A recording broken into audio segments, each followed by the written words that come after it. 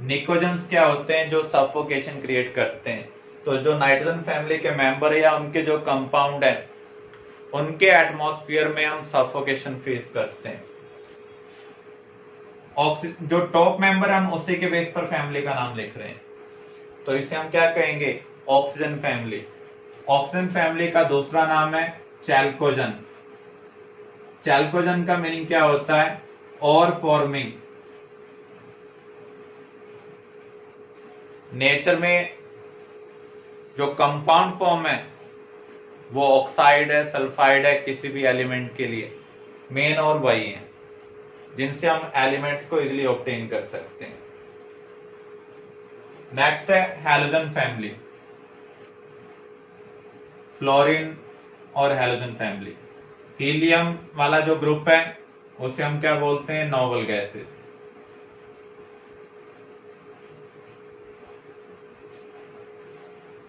तो यहां पर एस और पी ब्लॉक एलिमेंट्स को हम बोलते हैं representative elements. S and P block elements को हम क्या बोलते हैं? Representative elements. क्योंकि ये किसको रिप्रेजेंट करते हैं? Metal and non metal. D block को हम बोलते हैं ट्रांजिशन एलिमेंट्स।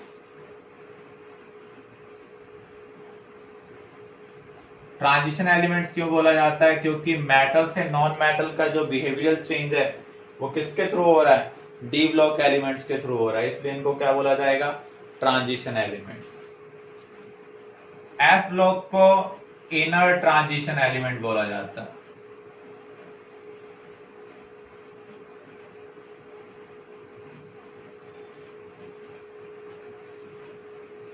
लैंथियम और हाफमेनियम के एटॉमिक नंबर में 14 का गैप है।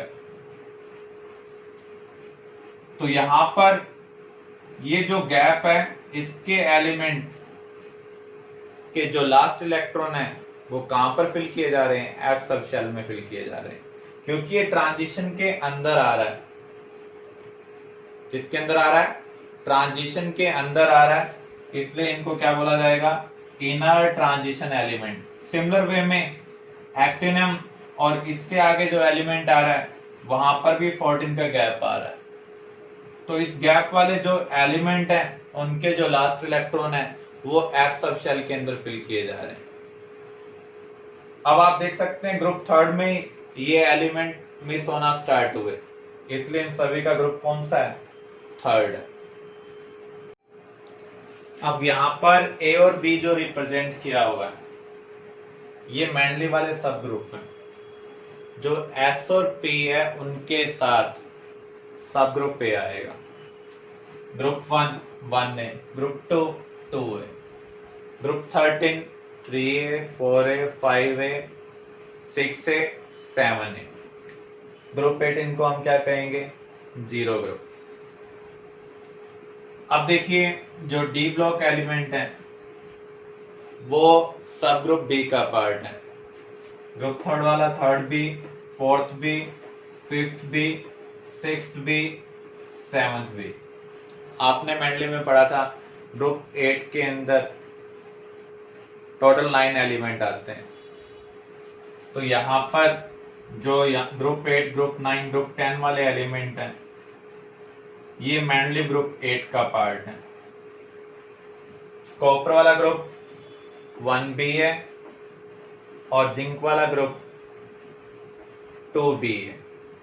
तो इस तरीके से आप इसको मेनली टेबल से भी रिलेट कर सकते हैं, क्योंकि एग्जाम में हो सकता है आपसे पूछ लिया जाए क्रोमियम का ग्रुप और मेनली वाला ग्रुप नंबर दिया, तो इस तरीके से आप उसको रिलेट कर सकते हैं।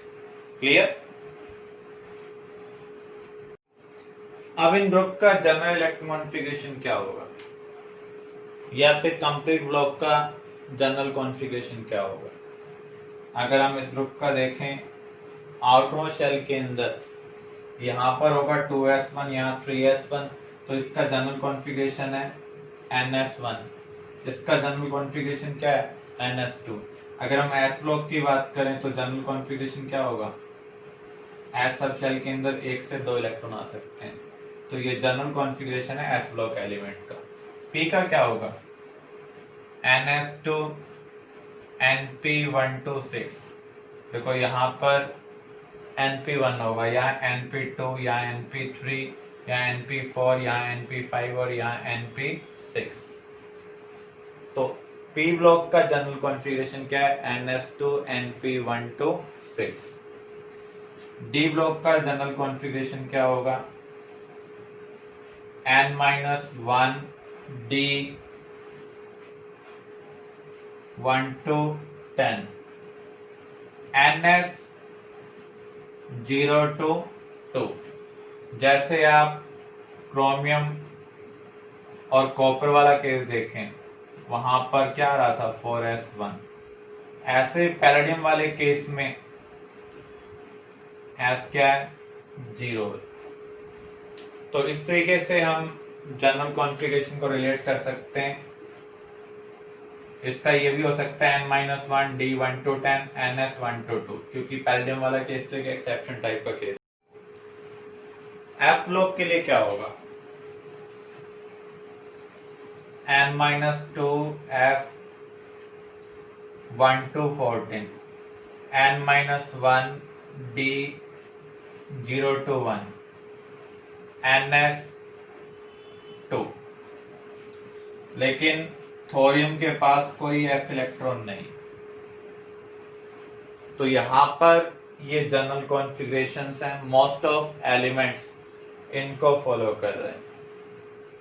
तो D के लिए आप वैसे ये याद रख लें NS 1 to 2 है, क्योंकि पैलेडियम वाला केस क्या है? एक्सेप्शन केस है, जस्ट लाइक थोरियम। क्लियर?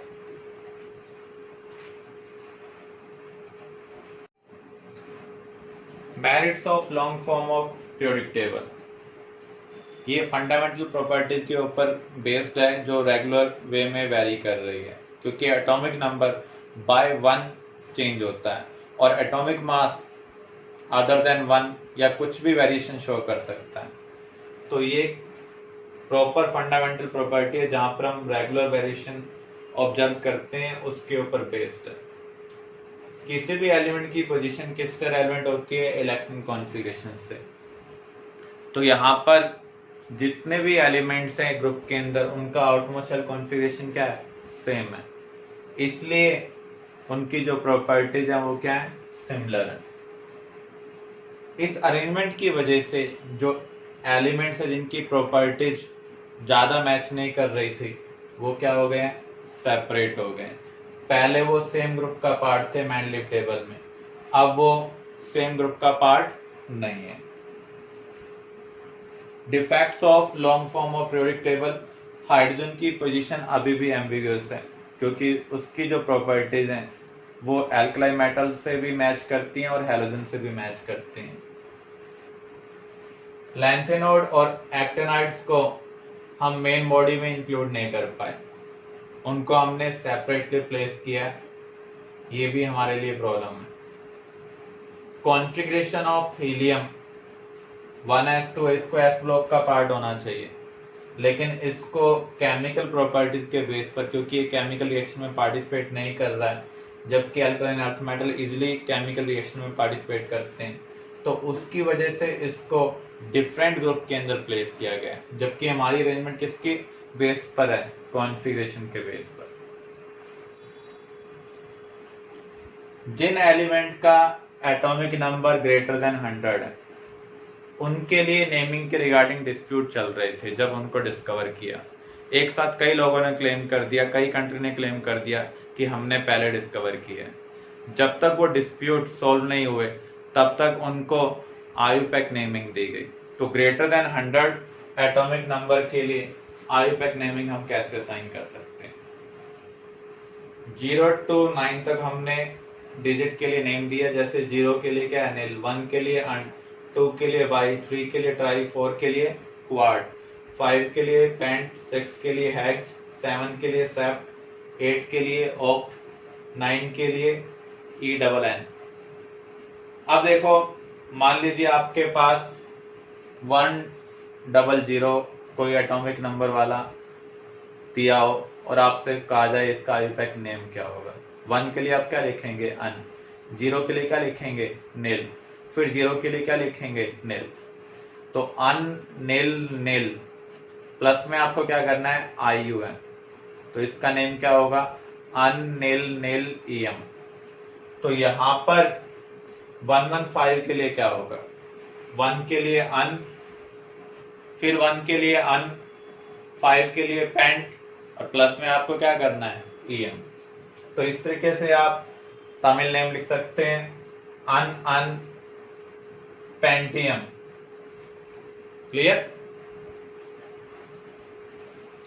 तो यहां पर ये तमिल वे में आपको साउंड हो रहे हैं, इसलिए मैंने इसको तमिल नेम कहा है, अदरवाइज ये क्या है, आयुपैक नेम है।